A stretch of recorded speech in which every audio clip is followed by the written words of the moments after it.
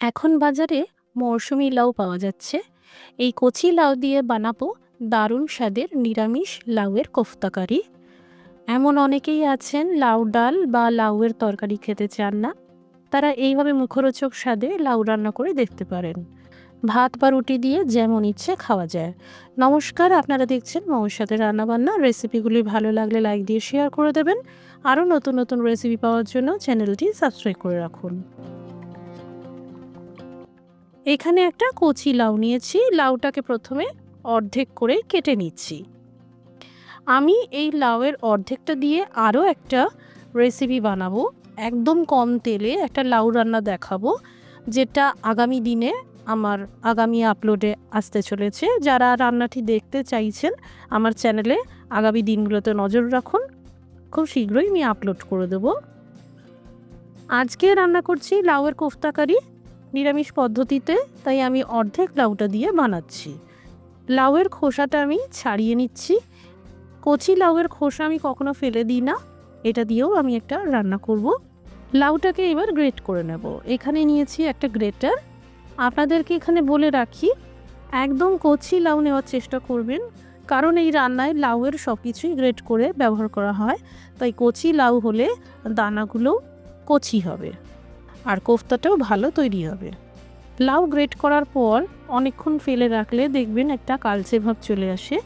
সুতরাং এক্ষেত্রে এইভাবে ভালো করে চিপড়ে চিপড়ে লাউ থেকে জলটা বের করে দিতে হবে। আর একটা মিক্সিং বলে আমি ট্রান্সফার করে দিচ্ছি, এতে কালচে পড়বে না। লাউ থেকে বেরোনো এই জল আমি ফেলে দেব না, এটাও আমি রান্নায় ব্যবহার করব। এই গ্রেট করা লাউয়ের মধ্যে দিয়ে দিচ্ছি 2 চামচ থেতো করা আদা, একটা কাঁচা লঙ্কাকে কুচিয়ে দিয়ে দিচ্ছি, 1 চা চামচ গোটা জিরে দিলাম, 1 চা চামচ জিরের গুঁড়ো, 1 চা চামচ ধনের গুঁড়ো, হাফ চা চামচ কাশ্মীরি লঙ্কার গুঁড়ো কালারের জন্য, সামান্য কুচানো ধনে পাতা, স্বাদ অনুসারে লবণ, আর খুব সামান্য করে হলুদ গুঁড়ো কালারের জন্য। এখানে একটা টেবিল চামচ নিয়েছি। এই টেবিল চামচের মাপ করে দিয়ে দিচ্ছি 4 টেবিল চামচ বেসন। এখানে বেসন শুধুমাত্র বাইন্ডিংয়ের জন্যই ব্যবহার করা হয়েছে, তাই খুব বেশি করে বেসনের ব্যবহার করবেন না। যেহেতু লাউ সবজিতে প্রচুর জল থাকে, তাই অনেক সময় দেখা যায় লাউয়ের কোফতার ভিতরে একটু জল ভাব থেকে যায়। সেই রকম যদি মনে হয়, গরম জলে 1 মুঠো সয়াবিন ভাপিয়ে নিয়ে বা সিদ্ধ করে নিয়ে জল চিপড়ে বের করে দেবেন আর মিক্সার গ্রাইন্ডারে গ্রেট করে নেবেন। আর এই কোফতার মিশ্রণে ভালো করে মিশিয়ে নেবেন। রান্নাটা শুরু করার আগে আমি 2 চা চামচ মতন শুকনো কাসুরি মেথি হালকা করে একটু সেঁকে নিচ্ছি। কাসুরি মেথি সবসময় সেঁকে যদি ব্যবহার করা হয়, তাহলে রান্নার স্বাদটা আরও ভালো হয়। এখানে আমি তেল গরম করে নিয়েছি। সামান্য একটু মিশ্রণ দিয়ে দেখলাম যে তেলের তাপমাত্রা ঠিক আছে কিনা। কোফতা ভাজার জন্য তেলের তাপমাত্রা একদম সঠিক রয়েছে। এবার লো টু মিডিয়াম আঁচ করে কোফতাগুলোকে একে একে ভেজে নিচ্ছি। খুব ধৈর্য ধরে ভেজে নিতে হবে, যাতে ভেতর থেকে কাঁচা না থাকে। তাই জোর আছে কোফতাগুলো ভাজবেন না, এইরকম লো টু মিডিয়াম আঁচ রেখে উল্টে পাল্টে সমানভাবে ভেজে নিতে হবে। এবার আস্তে আস্তে তেল ঝরিয়ে তুলে নিচ্ছি। এখানে মিক্সার জারে 1 ইঞ্চি সাইজের আদার টুকরোকে কুচিয়ে দিয়ে দিলাম।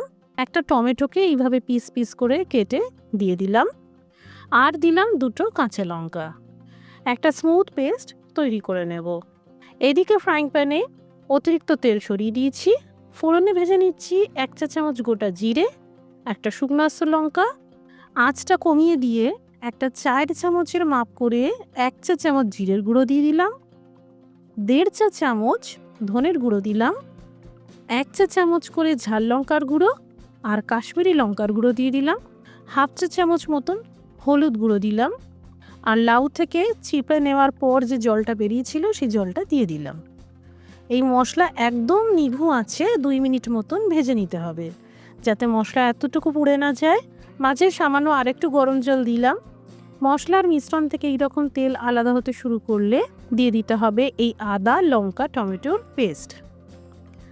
এবার আঁচটা লো টু মিডিয়ামে করে বেশ 2 থেকে 3 মিনিট মতন ভেজে নিচ্ছি। খুব ভালো করে ভেজে নিতে হবে, যাতে টমেটোর কাঁচা গন্ধটা চলে যায়। এবার মিক্সার জারে লেগে থাকা মশলাটা ধুয়ে 1 কাপ গরম জল দিয়ে দিলাম।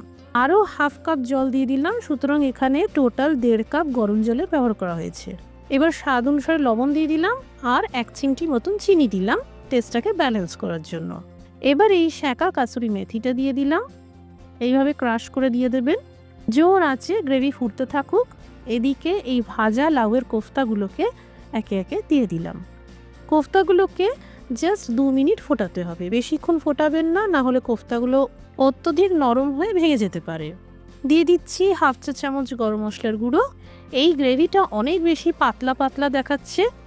রান্নার এই গ্রেভির ঘনত্বটাকে আরও বেটার করার জন্য দিয়ে দিলাম কর্নফ্লাওয়ার পাউডার গোলা এই জল। সামান্য 1/2 চা চামচ মতন কর্নফ্লাওয়ার পাউডার 1/4 কাপ জলে মিশিয়ে নিয়েছিলাম। এতে গ্রেভির ঘনত্বটা খুবই সুন্দর হয়। সব শেষে কুচানো ধনেপাতা ছড়িয়ে দিলাম। তৈরি হয়ে গেল নিরামিষ লাউয়ের কোফতা কারি। বাড়িতে বানালে কমেন্ট করে জানাতে পারেন কেমন তৈরি হলো। রেসিপিটি দেখার জন্য অসংখ্য ধন্যবাদ। সবাই ভালো থাকুন, সুস্থ থাকুন।